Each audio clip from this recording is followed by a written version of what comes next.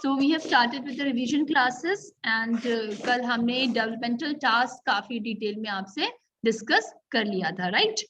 So infancy is a span of life between birth to 2 years of age. As we know that these are the foundation years of life and primary caregivers have to be very careful and sensitive for the period. तो हमने ये discussion कर लिया था कि infancy जो है वो 0 से 2 साल की अवस्था है और बहुत ही सेंसिटिव पीरियड है प्राइमरी केयर गिवर्स के लिए, इसलिए उनको बहुत ही केयरफुली और सेंसिटिव तरीके से इस पीरियड का ध्यान रखना चाहिए उनके नीड्स का। और फिर हमने डेवलपमेंटल टास्क डिस्कस किया। What are developmental task? Developmental task is a task that arises at or about a certain period in life, unsuccessful achievement of which leads to inability to perform tasks associated with the next period और stage in life.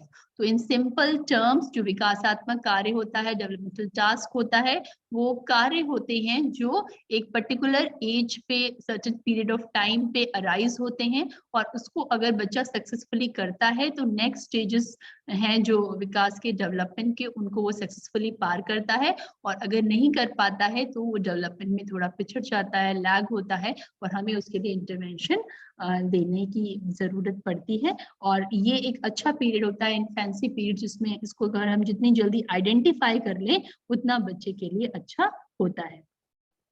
और characteristics of infancy period, अगर हम बात करें कि infancy period के क्या मुख्य कैरेक्टरिस्टिक्स है, ये भी हमने डिटेल में आपसे डिस्कस किए थे। सबसे शॉर्टेस्ट पीरियड होता है ये लाइफ स्पैन का, अगर हम देखें, है ना, 0 से लेके सिर्फ 2 इयर्स तक की पीरियड को हम इन्फेंसी पीरियड कहते हैं। फिर अर्ली चाइल्डहुड हम देखते हैं वो 2 से 6 साल है ना, फिर 6 से 12 साल, 12 से फिर 19 इयर्स, फिर देन वी सी अडल्टहुड जो है वो 20 से लेके 60 साल की अवस्था है। तो जो पूरा लाइफ स्पैन उसमें जो सबसे शॉर्टेस्ट पीरियड है वो इन्फेंसी पीरियड है। Time for adjustment, temperature changes, और दूसरा हमने डिस्कस किया कि जैसे ही इन्फेंट्स जो है वो माँ के वूम से बाहर आते हैं, जो उनका प्रीनेटल लाइफ है, तो बाहर जैसे ही पैदा होते हैं तो उनको एडजस्टमेंट करना पड़ता है बहुत सारी बेसिक चीज़ों के लिए जिससे कि वो सर्वाइव कर पाएं। तो वो चाहे टेम्परेचर चेंज हम देखें कि माँ के वूम में जो है एक टेम्परेचर मेंटेन रहता है और बच्चा जैसे ही बाहर आता है तो जो भी वेदर एनवायरनमेंट का टेम्परेचर है उसी के अकॉर्डिंग उसको भी अपना टेम्परेचर जो है वो मेंटेन करना पड़ता है। फिर ब्रीदिंग हम देखते हैं कि जो बच्चा है माँ के वूम में, चाहे वो ब्रीदिंग ऑक्सीजन हो या फिर जो भी न्यूट्रिएंट्स हैं या फिर जो वेस्ट प्रोडक्ट्स वो प्रोड्यूस कर रहा है, सब प्लेसेंटा के थ्रू, माँ के थ्रू बाहर जाता है। पर बाहर आते ही ये सारे जो उसके सिस्टम है, चाहे वो रेस्पिरेटरी सिस्टम है, डाइजेस्टिव सिस्टम है, वो सब उसके फंक्शनल होना आवश्यक होते हैं। और अगर वो फंक्शनल हो जाते हैं तो बच्चा अपने एनवायरनमेंट में एडजस्ट करता है, सर्वाइव करता है। अगर उसमें कोई दिक्कत आती है तो उसके लिए वो प्रॉब्लमेटिक होता है। बेटा ये कौन है GS34TE? नाम बताइए अपना। वीडियो ऑन है जिसका? नेहा सिंह। नेहा, अच्छा ठीक है। नेहा आप, मैं आपका अटेंडेंस लगा दे रही हूँ। और जी मैम। बेटा आप म्यूट कर लो, आप मेरे ख्याल से बाहर हो तो बहुत डिस्टरबेंस है, क्लास डिस्टर्ब होगी, तो आप म्यूट कर लो। नेहा यादव नाम है ना आपका? सिंह, नेहा सिंह। नेहा सिंह मैम, सिंह। जी अच्छा। मैं म्यूट कर लूं? हाँ ठीक है, आप म्यूट कर लीजिए। और fine. So time for adjustment, इसीलिए इस पीरियड को हम टाइम ऑफ एडजस्टमेंट भी कहते हैं, क्योंकि जो बच्चा है वो टेम्परेचर चेंजेस से अपने को जो चेंजेस के अराउंड हो रहे हैं उससे एडजस्ट करना सीखता है। ब्रीदिंग जो है, रेस्पिरेशन फर्स्ट टाइम लेता है बाहर आते ही, तो रेस्पिरेटरी जो सिस्टम है उसका वो ठीक से फंक्शनल होना जरूरी है। सकिंग, स्वॉलोइंग, जो फीडिंग है और हमारा डाइजेस्टिव सिस्टम है उसका जो पहला स्टेप है उसको सर्वाइव करने के लिए ये रिफ्लेक्सेस जो हैं वो देने होते हैं। And then excretion. Infancy period is a plateau in development. और अगर हम उसको कंपेयर करें प्रीनेटल लाइफ से तो हम देखते हैं कि बड़ा फास्ट ग्रोथ होता है ना। एक माइक्रोस्कोपिक सेल जो हमें दिख भी नहीं रहा होता है वो 9 महीने में फुल ग्रोन फीटस के फॉर्म में डेवलप होता है। तो बड़ा रैपिड हम कह सकते हैं डेवलपमेंट जो है वो हम देखते हैं। तो इन्फेंसी पीरियड एक प्लेटू है डेवलपमेंट में। And then we see early childhood and late childhood and other phases of life span. Infancy is considered a period full of hazards in terms. हम ये भी कह सकते हैं कि ये जो पीरियड है इसमें बहुत सारे खतरे रहते हैं जिनसे हमें बच्चों को बचाना पड़ता है, चाहे वो प्रीनेटल लाइफ हो, उसमें हमने देखा जो टेराटोजेंस हैं यानी हार्मफुल हम कह सकते हैं ड्रग्स हैं या अल्कोहल, स्मोकिंग, जो बहुत सारे ऐसे हम कह सकते हैं एनवायरमेंटल हैजार्ड्स हैं जो ग्रोथ एंड डेवलपमेंट को हैम्पर कर सकते हैं, तो उससे बेबी को बचाना होता है। वैसे ही इन्फेंसी पीरियड भी हमने डिस्कस किया कि टोटली पेरेंट्स पे डिपेंडेंट होते हैं, चाहे वो फीडिंग हो, चाहे उनकी क्लीनिंग हो, चाहे उनका मूवमेंट हो, तो ये एक हैजार्डस टाइम भी होता है जब हमें बहुत केयर के साथ उसे बचाकर रखना होता है। तो कैरेक्टरिस्टिक्स कल हमने डिटेल में डिस्कस कर ली थी, हम दोबारा नहीं करेंगे। Again we would be discussing attachment theory today in detail. इस जो फर्स्ट यूनिट है उसमें अटैचमेंट थियोरी आज हमने डिस्कशन किया था आपसे कि ये हम लोग जो है डिटेल में डिस्कस करेंगे। तो let us see what is attachment theory. Attachment theory explains the bond and relationship between people. Here we are discussing primary caregiver and infant. तो basically जो attachment theory, attachment का मतलब लगाव, जो लोग होते हैं उनके बीच जो रिलेशनशिप होते हैं, उनकी जो लगाव होता है उसको हम समझने की कोशिश कि वो कैसे डेवलप होता है, कैसे फंक्शन करता है, उसको कोशिश करते हैं। और पर यहाँ पर स्पेसिफिकली हम बात करेंगे प्राइमरी केयर गिवर यानी मदर, या कोई भी अगर मदर की जगह दूसरा प्राइमरी केयर गिवर है तो उसका और इन्फेंट का जो अटैचमेंट है उसको हमें यहाँ पर डिस्कस करना है और समझना है। तो theorist describing attachment as a lasting psychological connectedness between human beings. Bowley studied separation anxiety among infants as their primary caregivers left them alone. He wanted to understand that separation anxiety and distress that infants face when their primary caregiver leaves. तो ये जो scientist थे इन्होंने देखा कि जब भी जो बच्चे हैं उनको पेरेंट्स या प्राइमरी केयरगिवर छोड़कर जाता है तो बड़े डिस्ट्रेस हो जाते हैं, रोना शुरू कर देते हैं, और अपना जो सेपरेशन है, जो अलगाव है, उससे जो एंजाइटी उनके अंदर डेवलप होती है वो बड़ी प्रोमिनेंट है, विजिबल है। तो इसके ऊपर इन्होंने अध्ययन करने का सोचा और हमारी जो अटैचमेंट थियरी है इसी पर बेस्ड एक उन्होंने एक्सपेरिमेंट किया, उससे रिलेटेड है।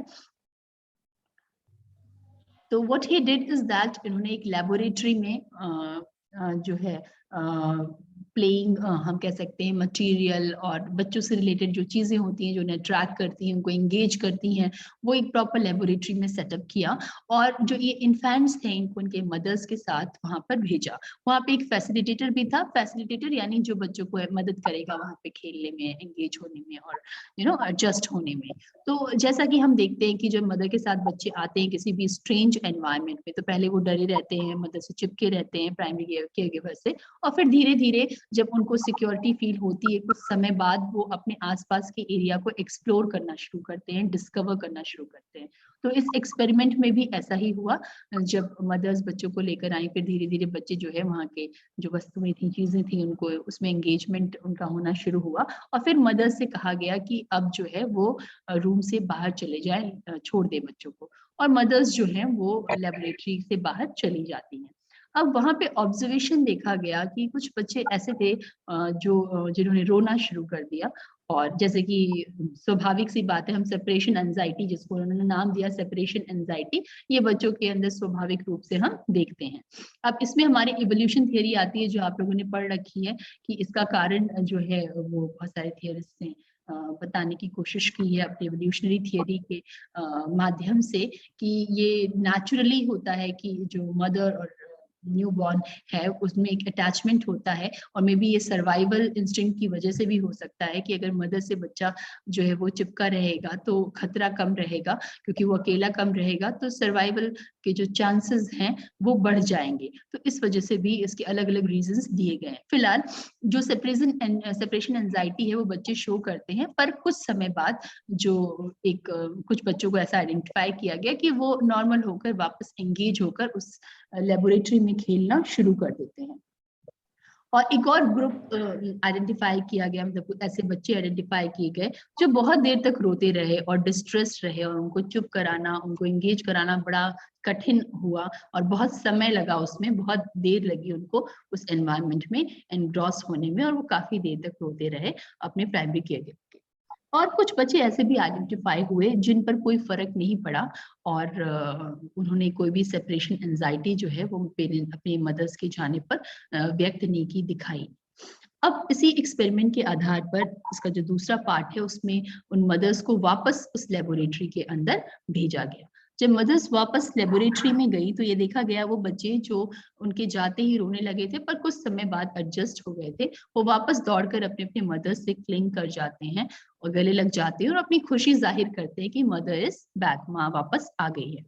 और कुछ बच्चे जो बहुत देर तक रोते रहे थे और उनको हम कह सकते हैं संभालना, एंगेज करना थोड़ा टफ रहा था, उनका रिएक्शन देखा गया कि वो मदर्स के पास तो आए कि मदर वापस आ गई है, पर उन्होंने खुशी के साथ साथ अपना गुस्सा भी निकाला कि आप छोड़कर क्यों गए थे। तो उनकी मिक्स्ड इमोशंस हमने देखे, जिसमें खुशी और गुस्सा एक साथ था कि व्हाई यू हैव लेफ्ट। और एक जो तीसरा ग्रुप था जिसमें हमने देखा कि बच्चों पर कोई इम्पैक्ट नहीं पड़ा था माँ के जाने का, उनके वापस आने का भी उन पर ज्यादा प्रभाव नहीं पड़ा और उन्होंने कोई ज्यादा खास रिएक्शन दिया नहीं। तो इस आधार पर जो बावली थे उन्होंने अटैचमेंट स्टाइल्स के बारे में बताया है कि वो बच्चे जो माँ के जाते ही रोने लगे थे पर फिर आराम से एडजस्ट हो गए थे और वापस आने पर उन्होंने खुशी जाहिर की, उनको उन्होंने सिक्योर अटैचमेंट स्टाइल बताया कि ये बच्चे आगे चलकर अपने रिलेशनशिप्स में सिक्योरिटी फील करते हैं, सिक्योर अटैचमेंट स्टाइल्स बनाते हैं और इस के अंतर्गत उनको रखा गया। दूसरा, एंशियस अवॉइडेंट इनसिक्योर अटैचमेंट। तो ये जो हमारे हम कह सकते हैं इसमें भी दो ग्रुप्स हैं, अवॉइडेंट और रेस्ट्रेंट इनसिक्योर। तो जो बच्चे वापस लौटने पर अपना गुस्सा दिखा रहे थे और बहुत टाइम लगा था उन्हें चुप कराने में, वहां पर इनग्रॉस होने में, तो उनको anxious avoidant insecure attachment style के अंतर्गत रखा गया। और जो तीसरा हमारा हमने देखा कि कुछ बच्चों पर कोई इम्पैक्ट नहीं पड़ा माँ के जाने पर, तो उन्हें हमने इन्होंने डिसऑर्गेनाइज्ड या डिसओरिएंटेड अटैचमेंट स्टाइल के अंतर्गत रखा। तो ये हमारी अटैचमेंट थियोरी है जो काफी डिटेल में हम लोग क्लास में डिस्कस कर चुके हैं। In brief now just discussing it, so that was all about attachment theory. Clear है सबको? Yes ma'am. Okay fine. कुछ और स्टूडेंट्स ने हमें ज्वाइन किया है, जो नए बच्चे आए हैं वो मुझे नाम बता दें। Attendance, I would be taking the attendance. मैं नोट कर लूंगी। आई थिंक मनीषा है। Yes ma'am. हाँ, मैं नहीं बोलूंगी, आप लोग मुझे बताएंगे जिन्होंने बाद में ज्वाइन किया है, ताकि मैं मार्क कर लूं। मनीषा और कोई है जिसने हमें ज्वाइन किया है बाद में? Yes ma'am. नाम शबनम यादव बताइए बेटा। मैम, शबनम यादव। शबनम का मैंने कर दिया, शीतला का कर दिया, ठीक है। Nobody else? ठीक है, चलिए। तो ये हो गई हमारी अटैचमेंट स्टाइल्स जो हमने डिस्कस की। उसके बाद इन्फैंट स्टिमुलेशन, हमने स्टिमुलेशन की डेफिनेशन भी कल डिस्कस की थी आपसे। Infant stimulation means stimulating infants through playing and doing activities by using sense of light, sound, taste, touch and smell. हम जो इन्फेंसी पीरियड के बच्चे हैं उनको जब हम स्टिमुलेट करते हैं, उत्तेजित करते हैं खेल और विभिन्न क्रियाओं के द्वारा, जो किससे जुड़ी हैं, हमारी सेंस ऑफ साइट, देखने की क्षमता से, साउंड सुनने की क्षमता से, टेस्ट किसी चीज को का स्वाद चखने की क्षमता को, और टच और स्पर्श और जो है गंध, इन जो हमारे सेंसरी क्षमताएं हैं, इनका प्रयोग करके जब हम बच्चे को किसी क्रिया के थ्रू या खेल के थ्रू एक्टिवेट करते हैं, एक्टिव करते हैं, स्टिमुलेट करते हैं, उत्तेजित करते हैं, तो इस प्रक्रिया को हम इन्फैंट स्टिमुलेशन कहते हैं। ये बहुत ही सेंसिटिव हम कह सकते हैं जो है प्रोसेस है, जो बहुत ही ध्यान से समझकर और पढ़ने के बाद इसे हमें करना चाहिए। It is very important as positive stimulation helps in arousing curiosity, increasing attention span, memory and cognitive development. और क्यों कह रहे हैं हम ये एक्टिविटीज इन्फैंट स्टिमुलेशन की बात क्यों कर रहे हैं? क्योंकि ये जो पॉजिटिव स्टिमुलेशन अगर हम बच्चों को देते हैं तो उससे बच्चों के अंदर क्यूरियोसिटी यानी उत्सुकता जागृत होती है।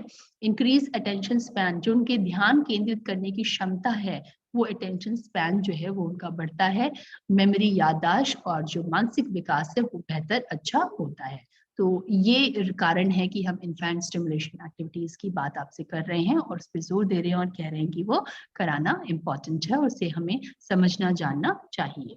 So that was all from the first unit that we were discussing from yesterday.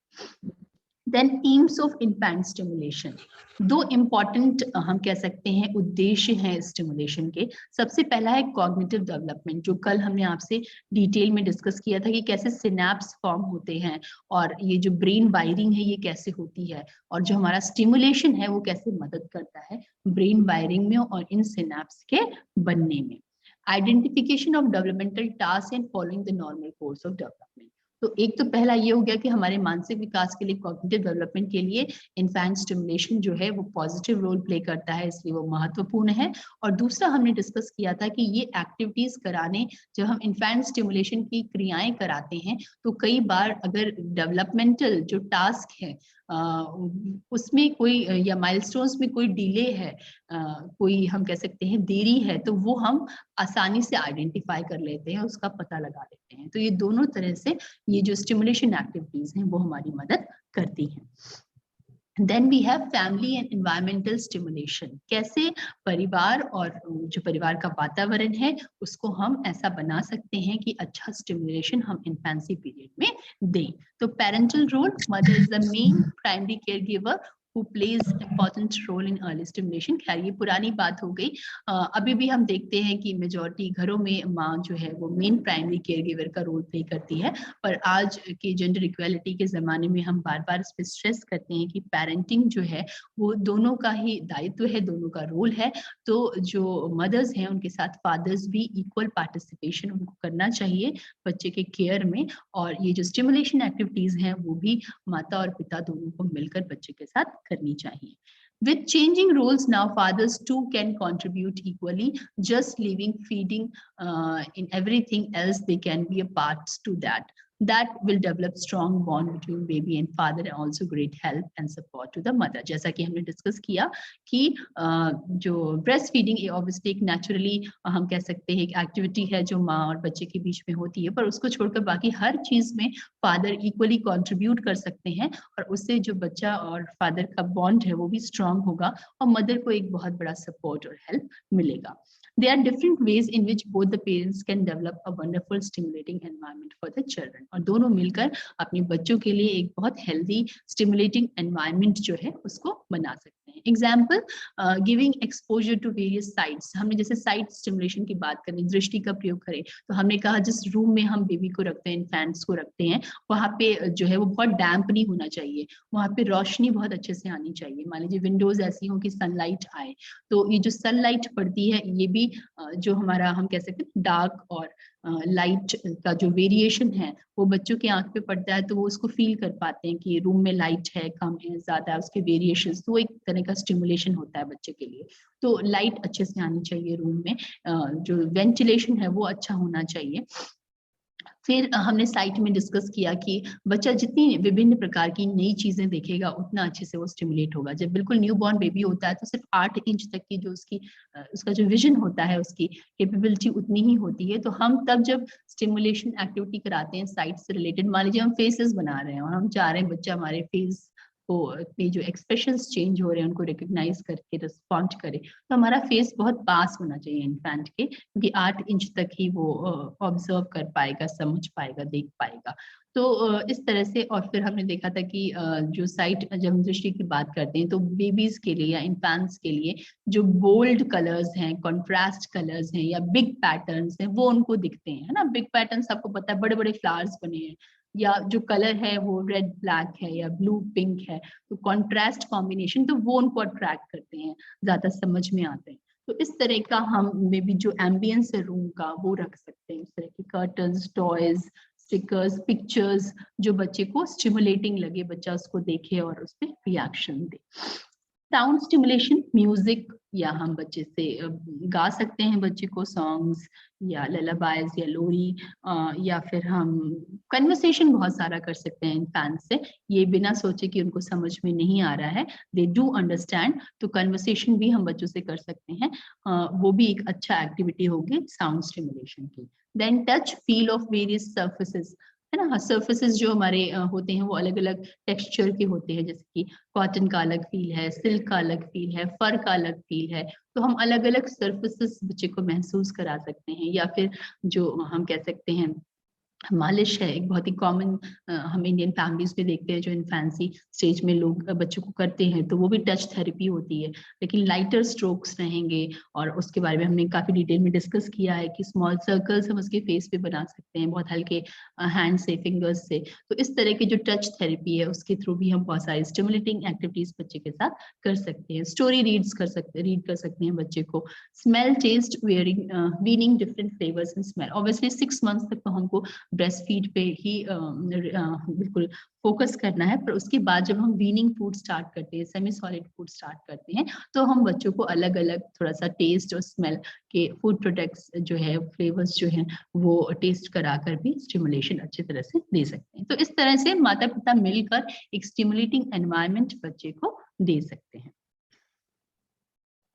Then just a second, बेटा कुछ कह रहे हो?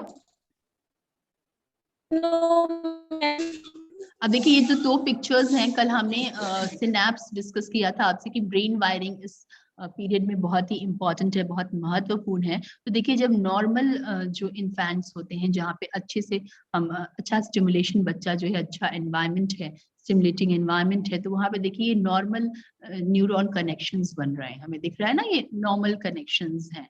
और ये एक इमेज है। और टॉक्सिक स्ट्रेस, यानी मान लीजिए जो एनवायरनमेंट है वो पॉजिटिव स्टिमुलेशन का नहीं है इन्फेंसी पीरियड में, तो ये देखिए डैमेज्ड न्यूरॉन्स, फ्यू कनेक्शंस हमें दिख रहे हैं इस प्रकार के। तो ये जो है ऑब्वियसली रिसर्च के द्वारा किए हुए इमेजेस हैं जो आपके सामने हैं।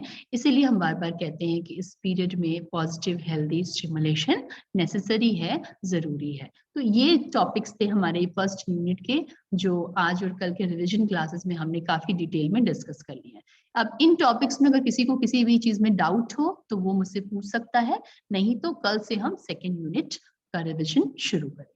बताइए, इसमें से कोई टॉपिक ऐसा है जिसमें किसी को कोई डाउट है या फिर से रिवीजन करने का मन है या पूछना चाह रहा है, तो बच्चा पूछ सकता है।